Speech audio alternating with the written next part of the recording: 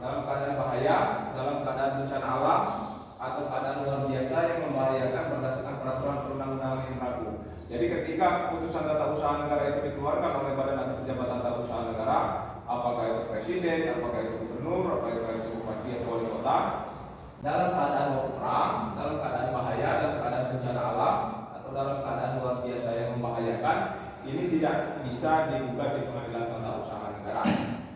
Contohnya apa? Dalam keadaan yang membahayakan, kepala dinas pendidikan terkait dengan pelaksanaan kegiatan belajar mengajar di sekolah yang dilakukan secara daring. Ini untuk mencegah terjadinya bahaya. Keputusan kepala dinas tersebut tidak dapat digugat di pengadilan tata usaha negara. Kemudian contoh lainnya misalkan dalam keadaan bencana alam, ada keputusan yang dikeluarkan oleh badan atau kepala badan penanggulangan bencana daerah BPBD. Dia mengeluarkan keputusan tentang pelaksanaan tugas bagi anggota-anggotanya untuk melakukan pemberian bantuan dan penanganan bencana. Itu apabila ada yang keberatan atau ada yang merasa dirugikan oleh keputusan tersebut, itu tidak dapat digugat di PT UN karena ini terkait dengan masalah kepentingan umum. Kemudian dalam keadaan mendesak untuk kepentingan umum berdasarkan peraturan perundang-undangan yang berlaku, ada sesuatu hal yang bersifat urgent untuk dilaksanakan. Kalau ini tidak dilaksanakan, ini akan menimbulkan kerugian yang lebih besar bagi negara maupun bagi masyarakat umum. Ini juga tidak dapat digugat di pengadilan tata usaha negara. Nah, kecuali ada pengecualiannya, kecuali khusus dalam perkara pengadaan tanah bagi pembangunan untuk kepentingan umum. Kenapa?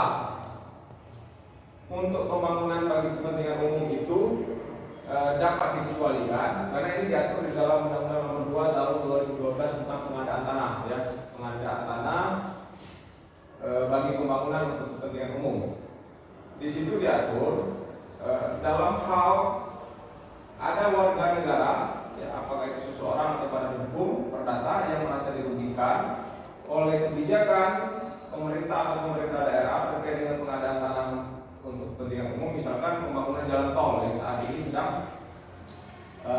dilakukan di wilayah Provinsi Bengkulu. Ini untuk kepentingan umum, tapi ini menyangkut hak-hak keperdataan juga, ada kaitannya walaupun objek sengketanya ada putusan tata usaha negara. Jadi terkait dengan pengadaan tanah ini ada dua problem di sini, problem perdata, permasalahan hukum perdata dan permasalahan hukum administrasi negara. Nah, terkait dengan masalah hukum perdata ini biasanya terkait dengan masalah ganti rugi. Jadi kalau ada warga masyarakat yang tidak setuju dengan nilai ganti rugi yang ditetapkan oleh pemerintah, dia dapat mengajukan gugatannya ke pengadilan perdata karena ini terkait dengan hak perdataan. Tetapi ketika ini terjadi terhadap keputusan tata usaha negara, misalkan keputusan gubernur tentang lokasi-lokasi atau tanah-tanah siapa saja yang kena dampak pembangunan jalan tol ini sudah ditentukan. Tanah ini atas nama si ini, tanah ini atas nama si ini atas nama si ini. Nah, ketika masyarakat itu merasa keberatan dengan penetapan lokasi tersebut, maka dia dapat mengajukan gugatan di pengadilan tata usaha negara. Nah, terkait dengan hal ini tidak dikecualikan untuk mengajukan gugatan, walaupun ini untuk kepentingan umum, karena ini sudah diatur di dalam undang-undang pengadaan tanah bagi kepentingan bagi pembangunan untuk kepentingan umum, Undang-Undang Nomor 2 Tahun 2012. Filosofinya kenapa? Latar belakangnya apa?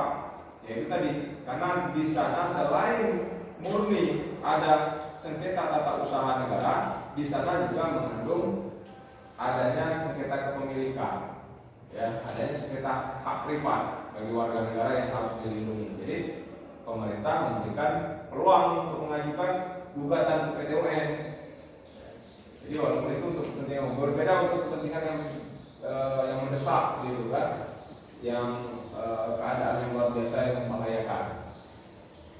Kemudian ada lagi keputusan tata usaha negara yang tidak sudah saya sampaikan bahwa yang dimaksud dengan keputusan tata usaha negara itu adalah penetapan tertulis yang dikeluarkan oleh badan atau pejabat tata usaha negara berdasarkan peraturan perundang-undangan yang berlaku, yang bersifat konkret, individual, final, dan menimbulkan akibat hukum bagi seseorang atau badan hukum perdata.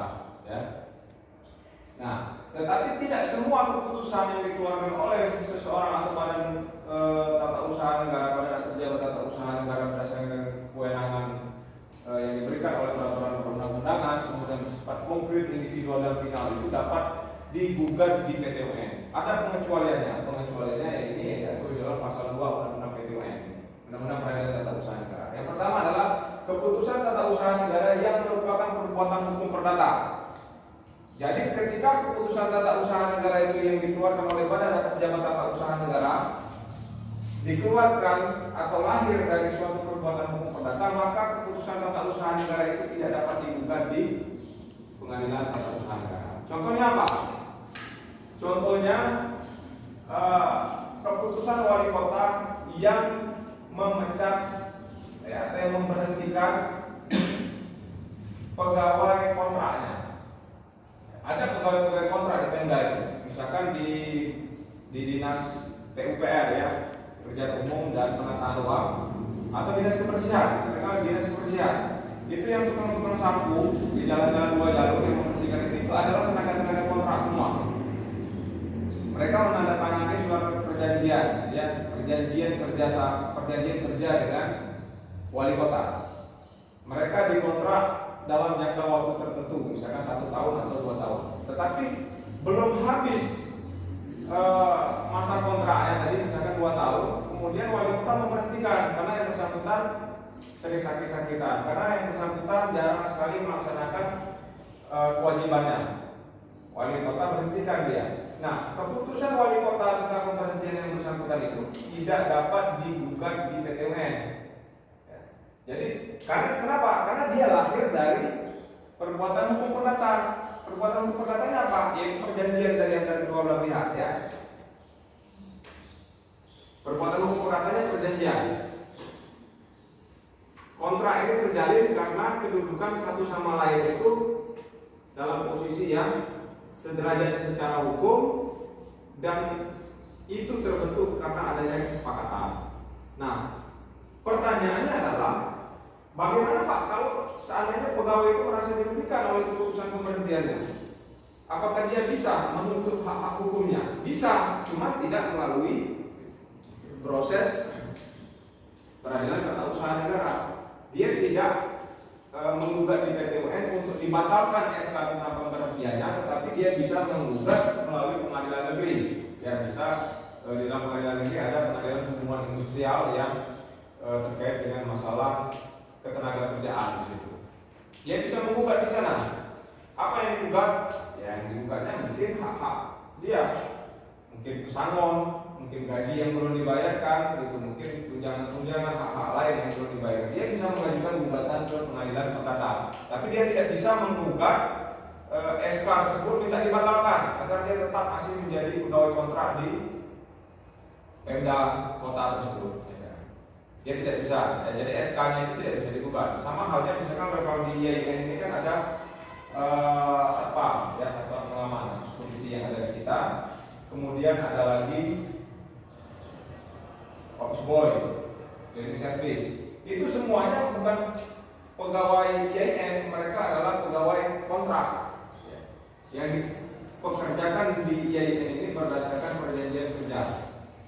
Nah, ketika rektor memberhentikan mereka tidak bisa menuntut agar SK tentang pemberhentian mereka itu dibatalkan atau dinyatakan tidak sah ke PT UN, karena itu sudah jelas ditentukan di dalam pasal 2 Undang-Undang Peradilan Tata Usaha Negara, Undang-Undang Nomor 5 tahun 86, bahwa itu termasuk keputusan yang dikecualikan. Jadi kalau mereka dirugikan, mau menuntut hak-hak hukumnya, mereka bisa mengajukan gugatan ke pengadilan negeri. Apa saja yang dituntut? Ya, hak-hak mereka yang diatur di dalam Undang-Undang Tenaga Kerjaan, gitu. Sangon sekian kali gaji misalkan, atau ada tunjangan yang belum dibayarkan, atau ada hak-hak, atau ada THR dan lain sebagainya yang belum dibayarkan, mereka bisa menuntut itu. Ya, ya silakan. Jadi untuk berkenaan dengan kasus yang Bapak sampaikan tersebut itu berlaku secara umum, maksudnya setiap orang yang diberhentikan dalam perusahaan walaupun belum sampai pada kontraknya, mereka tidak bisa menuntut ingin kerja kembali, tapi menuntutnya sudah pesangon dan lain sebagainya itu, Pak. Iya. Berarti ya mereka sudah harus keluar setelah itu walaupun mereka dipecat. Berarti mereka tidak bisa mempertahankan hak mereka untuk kerja kembali walaupun kontrak mereka belum Bisa. habis. Jadi gugatannya ke pengadilan negeri itu bisa terkait dengan masalah tenaga kerjaan mereka, dan bisa juga mereka menuntut untuk dipekerjakan kembali ketika alasan untuk pemberhentian tersebut mengandung unsur penyalahgunaan wewenang, gitu. Unsur perbuatan melawan hukum yang dilakukan oleh pemerintah. Jadi perbuatan melawan hukum itu ada dua bentuk. Ada perbuatan melawan hukum dalam konteks perdata yang merugikan hak keperdataan. Ada perbuatan melawan hukum yang dilakukan oleh pemerintah. Unrehmatic overstep, unrehmatic overstep itu adalah perbuatan melanggar hukum atau perbuatan melawan hukum yang dilakukan oleh badan atau pejabat tata usaha negara. Kalau dia dalam konteks hukum perdata namanya unrehmatic debt. Jadi dia bisa saja mengajukan gugatan tersebut perbuatan melawan hukum. Tergantung dia mau apa yang dituntutnya. Biasanya dia akan menuntut pertama untuk dikembalikan posisi dia. Kalau dia itu tidak bisa dikembalikan, dia akan menuntut hak-hak perdataannya tadi. Di dalam petitum, suatu tuntutan itu ada yang namanya petitum sapu jagat. Yang bunyinya itu apabila yang mulia majelis hakim berpendapat lain, mohon putusan yang seadil-adilnya atau ex equo et bono. Biasanya yang pertama, gugatan mengabulkan gugatan penggugat seluruhnya. Dua, menyatakan tergugat telah melakukan perbuatan melawan hukum. Tiga, menyatakan SK pemberhentian saya misalkan atas nama si Badu dengan nomor hidup pegawai bla bla bla bla bla batal atau tidak sah. Kemudian memerintahkan badan atau pejabat yang bersangkutan untuk menerbitkan keputusan tentang bla bla bla. Jadi biasanya seperti itu. Jadi bisa tergantung. Kalau kalian sudah di pengadilan, silakan ajukan gugatan itu. Walaupun secara pokok, misalkan dalam sengketa tata usaha negara itu hanya pada prinsipnya hanya dua yang dimohonkan itu. Yang pertama menyatakan gugatan itu batal, yang kedua atau tidak sah. Gugatan keputusan tata usaha negara itu batal atau tidak sah. Intinya cuma itu. Kalau kalian mau tambah kita ganti kerugian boleh. Misalkan kalian sudah merasa tercemar nama baik kalian karena sudah dipecat tadi, berarti kan sudah jelek.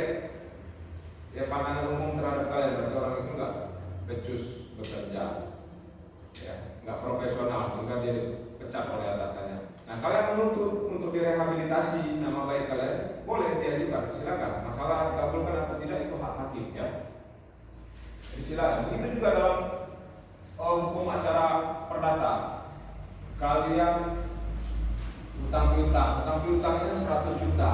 Dengan waktu mengembalikan utang itu tanggal 1 Oktober 2020. Sekarang sudah berapa? 12 Oktober 2021 belum juga dikembalikan. Kalian bisa menuntut ganti kerugian. Pertama, menuntut untuk utang itu dibayar 100 juta. Kerugian materialnya. Kemudian kerugian imaterial. Kalian berpikir kalau 100 juta ini tadi dipakai untuk usaha dengan keuntungan setiap hari saya memperoleh uang 1 juta rupiah, berarti kalau 1 bulan berapa? Itu kerugian imaterial. Silakan diajukan, masalah dikabulkan itu urusan hakim. Hakim akan menilai berdasarkan fakta-fakta di persidangan, berdasarkan hukum dan rasa keadilannya. Yang kedua, keputusan yang tidak dapat digugat di pengadilan tata usaha negara itu keputusan tata usaha negara yang merupakan pengaturan yang bersifat umum. Kalau dia bersifat umum, tentu tidak bersifat individual. Jelas ini bertentangan dengan pasal berapa? Pasal 1 ayat 3 kalau saya yang tentang definisi keputusan tata usaha negara itu harus bersifat konkret, individual dan final. Individual itu artinya tertentu, subjek hukum tertentu. Kalau umum itu dia berlaku umum, gitu. setiap keputusan tata usaha negara itu dia bersifat individual. Sementara setiap peraturan, apakah itu peraturan perundang-undangan, apakah itu peraturan kebijakan, dia bersifat umum. Kalau dia bersifat umum, maka dia tidak dapat digugat di pengadilan tata usaha negara. Kemana gugatnya, Pak? Ada surat edaran misalkan dari gubernur menyatakan bahwa setiap orang tidak boleh lewat jalan itu, gitu kan? Ini adalah jalan khusus untuk pejabat. Sementara di dalam Perda tentang lalu lintas angkutan jalan itu tidak ditetapkan sebagai jalan khusus milik pemerintah. Kami minta dibatalkan surat edaran ini. Kemana kami gugatnya? Karena ini berlaku umum itu kan, nggak bisa kemudian kemana? Ya coba aja ke Mahkamah Agung. Karena berdasarkan konstitusi Undang-Undang Dasar 1945 diatur kalau pengujian undang-undang terhadap Undang-Undang Dasar, pengujiannya dilakukan di Mahkamah Konstitusi. Kalau peraturan perundang-undangan di bawah undang-undang, kita mau menguji keabsahannya, apakah sah menurut undang-undang atau tidak, seperti PP, Perda, ya, peraturan presiden, peraturan gubernur, ya, itu mengujinya ke Mahkamah Agung. Peraturan kepala desa, peraturan desa itu mengujinya ke Mahkamah Agung. Pertanyaannya bagaimana dengan peraturan kebijaksanaan seperti surat edaran Mahkamah surat edaran gubernur tadi, apakah itu masuk dalam konteks peraturan perundang-undangan atau tidak? Jelas itu tidak masuk dalam konteks peraturan perundang-undangan sebagaimana diatur di dalam Undang-Undang Nomor 12 Tahun 2011 tentang pembentukan peraturan perundang-undangan. Ya, dia tidak masuk dalam kualifikasi itu. Cuma dia adalah regulatif peraturan karena dia mengikat umum. Hanya saja dia dilahir dari suatu kebijaksanaan. Ini yang disebut dengan peraturan kebijaksanaan atau Bundesregeln. Ya silakan diuji aja ke Mahkamah Agung. Jangankan peraturan yang notabene memang dibuat oleh badan atau pejabat tata usaha negara. Sekarang Yusril Iza Mahendra sedang mengajukan gugatan ke Mahkamah Agung terkait dengan masalah anggaran dasar, anggaran rumah tangga partai politik Demokrat. Ya silakan, nanti Mahkamah Agung yang akan menilainya. Ini kompetensi saya atau bukan? Ini kewenangan mengadili Mahkamah Agung atau bukan? Silakan, ajukan aja dulu. Tapi kalau peraturan kebijaksanaan sepanjang pengalaman saya, pengetahuan saya, dia bisa diuji di Mahkamah Agung. Ya. Jadi bukan pengadilan tata usaha negara.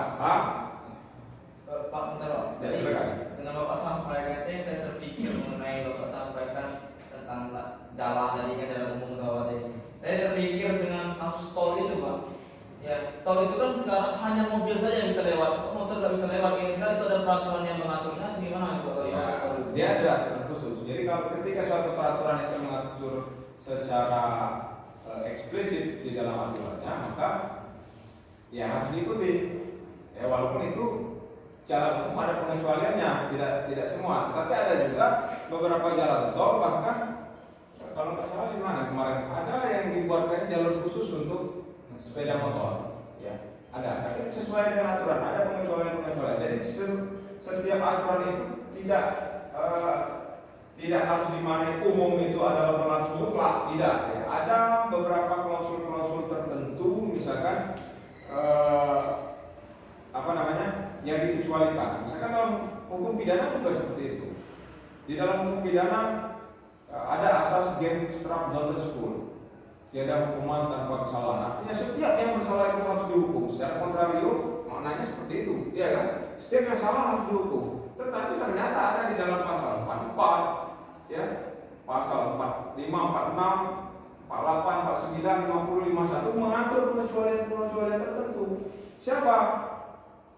Pasal 44 siapa? Pasal 44 ternyata orang gila, ya, orang yang sakit jiwa, sakit ingatan, di bawah pengakuan karena terbelakang mental itu tidak bisa dihukum, dikecualikan. Pasal 45 tentang anak, ya, anak menurut KUHP 16 tahun, tetapi setelah diubah dengan undang-undang pelindungan anak ternyata bisa dipidana, kecuali anak yang di bawah 8 tahun itu tidak boleh dipidana. Pidananya setengah ada orang dewasa, sudah ada pengecualian itu sudah ini ya. Kemudian orang yang dalam keadaan mengakui itu kan, bela diri karena terpaksa, Kalian pulang sekolah tiba-tiba dibegal karena kalian ahli dalam bela diri, kalian lawan dan kebetulan lawannya mati, penjahatnya mati. Nah, orang yang seperti itu tidak bisa dihukum.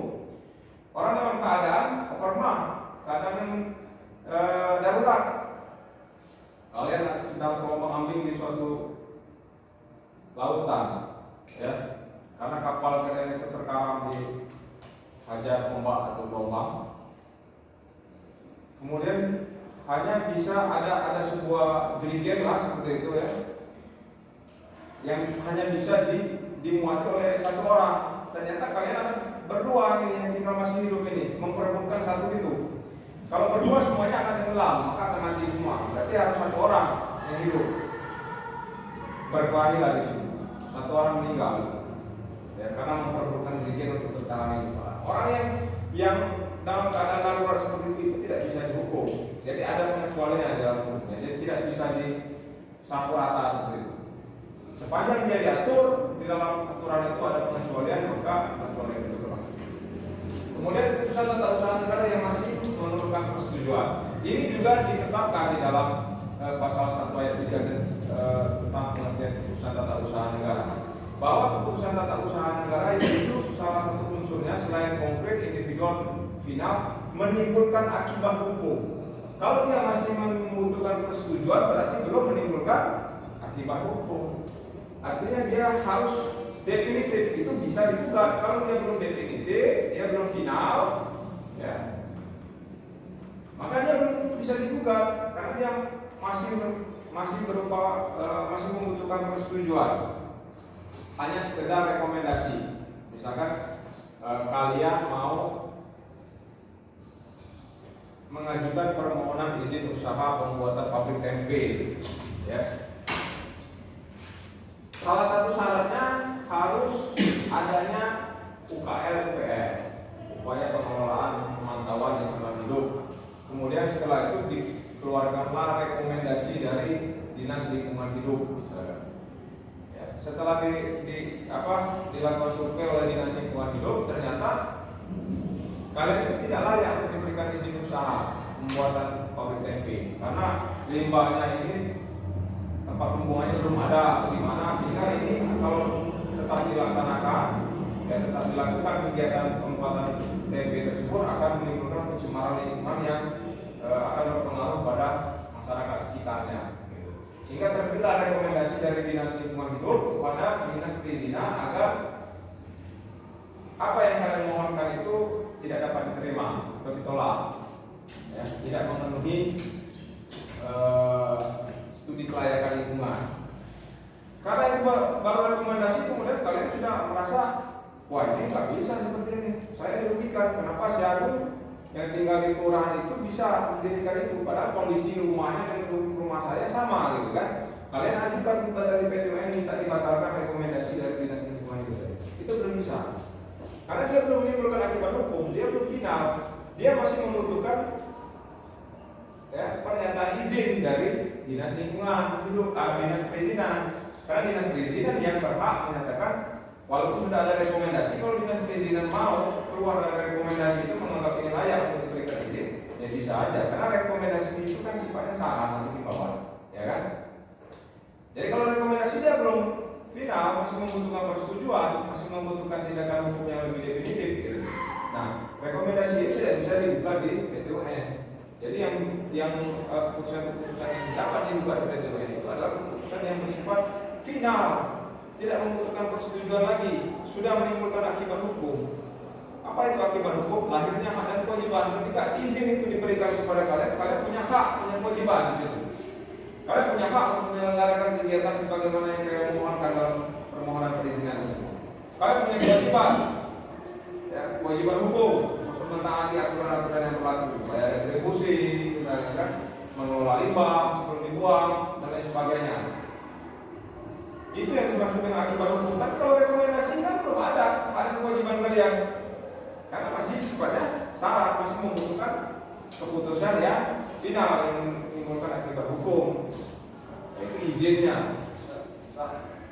Jadi kalau untuk masalah izin itu ketika kan yang merekomendasikan kita ketahui kan bisa kita usaha yang merekomendasikan tidak diberikan izin itu kan dia lingkungan hidup kan Pak, yang memberikan pengelola surat izin kan perizinan kan. Nah ketika ingin menantikan dikeluarkan sama perizinan tidak diizinkan, yang merekomendasikan tidak lingkungan hidup, yang kita sengketakan sama siapa, perizinannya atau dinas lingkungan hidupnya Pak? Dinas perizinan, karena dinas perizinan yang keputusannya definitif di situ.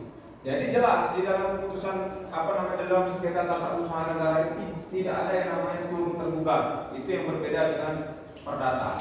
Ya.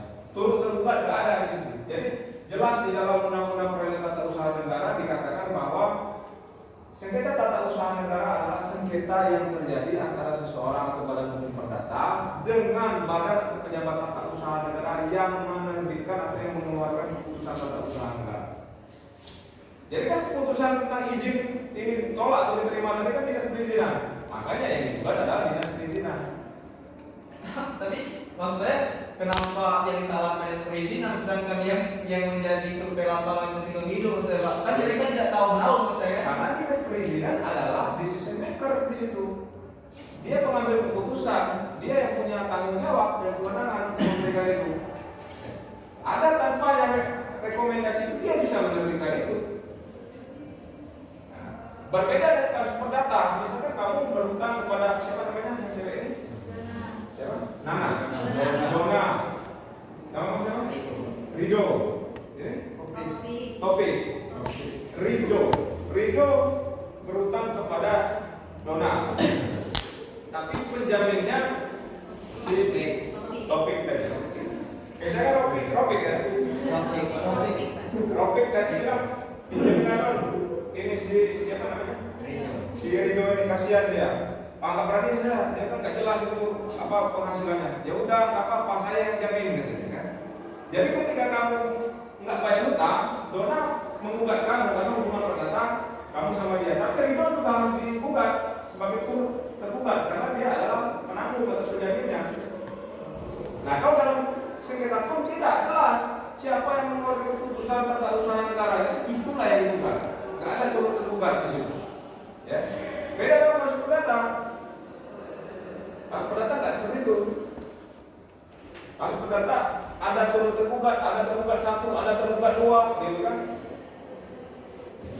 Ada yang turut tergugat, misalnya kalau sengketa tanah, ya sengketa tanah yang terkait dengan masalah kepemilikan. Si Dona beli tanah sama Rido, ya. Kemudian tanah ini bersengketa. Tanah ini diklaim oleh pihak lain, gitu kan? Karena merasa dirugikan, Dona gugat Rido. Tapi nggak cukup di situ.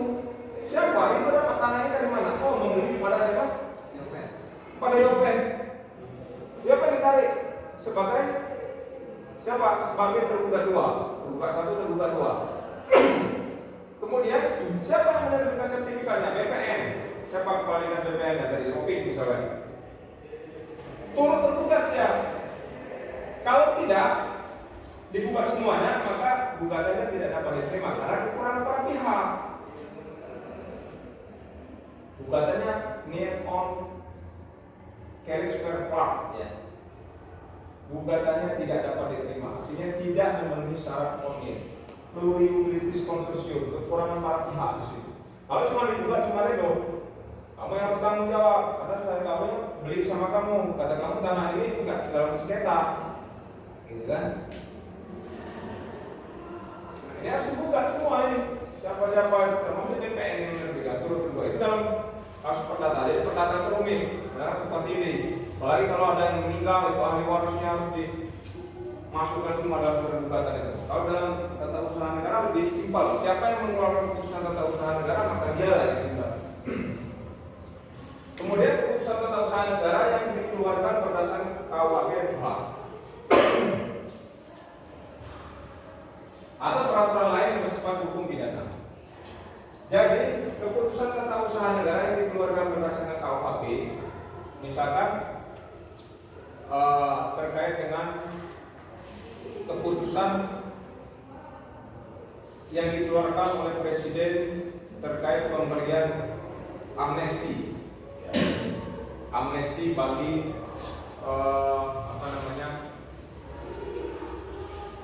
perusahaan politik misalkan, atau pemberian gerasi kepada seseorang, bandar narkoba diberi gerasi.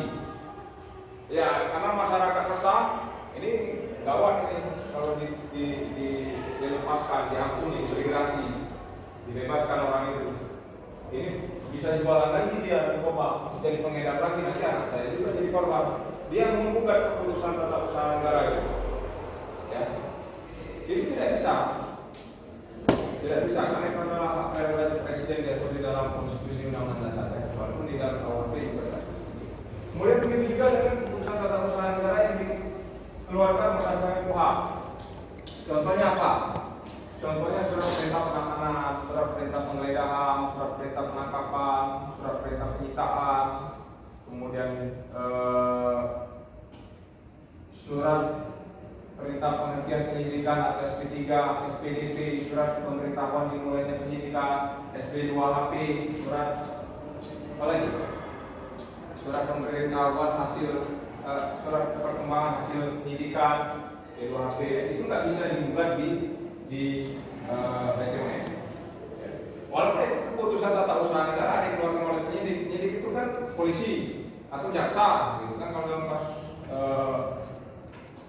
tipikor, dia badan atau pejabat tata usaha negara, tapi dia tidak bisa digugat keputusannya itu. Gugatnya kemana? Ya, ke pra peradilan gitu. Karena dia sudah tersedia saluran melalui KUHP. Jadi kalau ada yang tidak bisa menerima penangkapannya, ya, penyitaan atau penggeledahan yang terjadi di rumahnya, dapat mengajukan pra peradilan, tidak bisa menggugatnya di PT UN yang berdasarkan KUHP. Atau peraturan lain yang bersifat hukum pidana, ya, sekarang pemberian remisi dan lain sebagainya, tidak bisa digugat. Kemudian keputusan tata usaha negara yang dikeluarkan atas dasar hasil pemeriksaan badan peradilan berdasarkan ketentuan peraturan perundang-undangan yang berlaku. Jadi keputusan tata usaha negara yang diterbitkan oleh badan atau pejabat tata usaha negara berdasarkan perintah atau putusan pengadilan itu tidak dapat digugat. Contohnya ada sengketa kepemilikan antara si A dengan si B. Antara si A dan si B ini terjadi sengketa kepemilikan tanah. Sama-sama punya sertifikat. Asli semua, bisa saja terjadi itu loh. Jangan bilang itu nggak mungkin terjadi. Dalam tataran praktik di lapangan, ya, itu bisa saja terjadi. Karena memang sistem administrasi kita di Indonesia ini masih serampangan, gitu kan, belum tertib. Bisa saja terjadi atas nama Riko sama atas nama independen tadi. Sama-sama dikeluarkan oleh BPN, jadi nggak ada yang palsu di sana, sama-sama asli, bisa saja. Cuma ini mungkin palsunya 9 di tahun 2009. Cuma ketika disengketakan di pengadilan, ya, sengketa kepemilikan diperiksa oleh pengadilan negeri.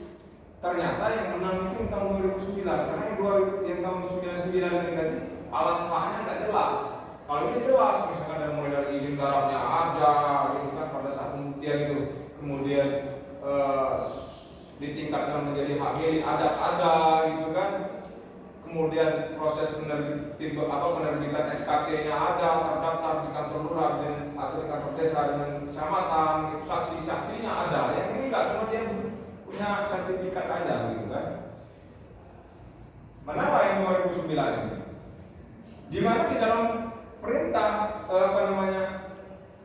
di dalam putusan pengadilan tersebut memerintahkan untuk mencabut sertifikat atas nama si Ridho ini oleh BPN, dicabut itu sertifikatnya. Nah, keputusan BPN tentang pencabutan itu nggak bisa digugat di PT UN, nggak bisa lagi digugat di PT UN karena dia itu merupakan keputusan tata usaha negara yang dikeluarkan berdasarkan hasil pemeriksaan di pengadilan.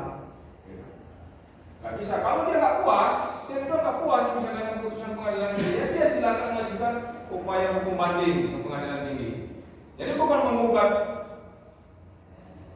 BPN-nya tadi yang mencabut tadi, tidak. Dia ajukan upaya hukum banding. Nggak puas juga banding, dia lakukan kasasi. Nggak puas juga kasasi, ada peninjauan kembali. Nggak puas juga peninjauan kembali, nanti pada saat mau eksekusi lakukan perlawanan. Jadi kalau pengacara berpikirnya seperti itu, berpikirnya sampai upaya hukum habis. Karena semakin banyak dia beracara, semakin banyak dia dapat duit.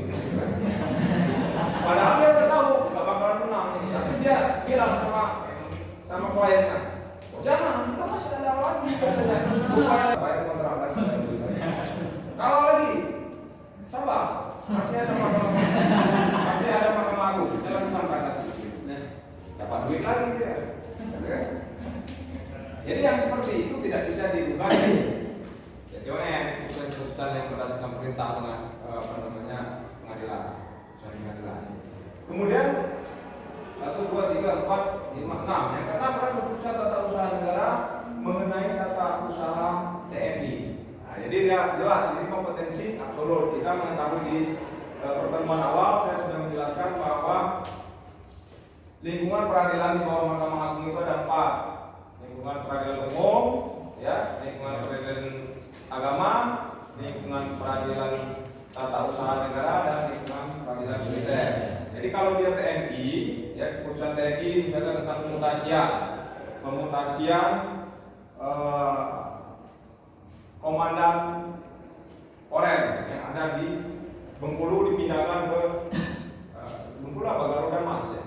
Ya, Garuda Mas. Ke Garuda Dempo, Sumatera Selatan, gitu kan? Dipindahkan ke sana. Nggak mau dia, enak di sini katanya kan? Tenang di Bengkulu. Atau pokoknya damai, atau dekat dengan keluarga. Nggak mau dia maju, nggak bisa menerima keputusan mutasi tersebut, mau mengajukan gugatannya diajukan ke pengadilan militer, tidak dimasuk dalam pengadilan tata usaha negara. Karena jelas itu adalah kompetensinya absolut. Jadi kalau dia mengajukan ke PT UN, gugatannya dinyatakan NO juga tidak dapat diterima, gitu kan? Oh, pengadilan tidak berwenang.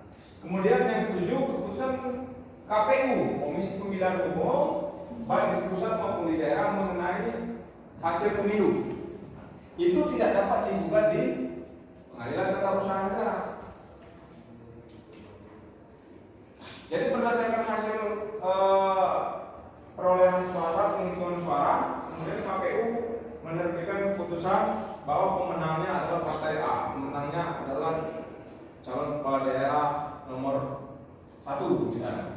Itu tidak bisa digugat di PT UN, tidak dibatalkan, tidak bisa. Jadi kalau mau menggugatnya ke Mahkamah Konstitusi, karena ini terkait dengan hasil pemilu. Nah, yang bisa digugat keputusan KPU terkait dengan pemilu ini, yang bisa digugat di PT UN apa? Yang tidak terkait dengan masalah hasil pemilu, misalkan penetapan peserta pemilu. Nah, misalkan partainya Surido ini nggak lolos verifikasi, sehingga dinyatakan tidak dapat mengikuti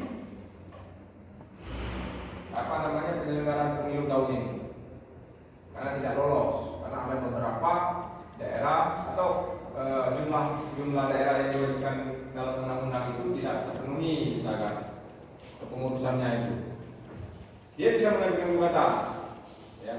Atau kasus si A mencalonkan diri sebagai gubernur, tapi oleh KPU dinyatakan tidak memenuhi syarat. Misalkan dia dari jalur independen, ternyata dukungannya nggak memperoleh sekian persen yang diatur dalam undang-undang. Nah, dia nggak puas, wah cukup ini, kami sudah menyatakan dukungan berupa fotokopi KTP sekian ribu, harusnya dapat sih. Kenapa kami dinyatakan tidak lolos?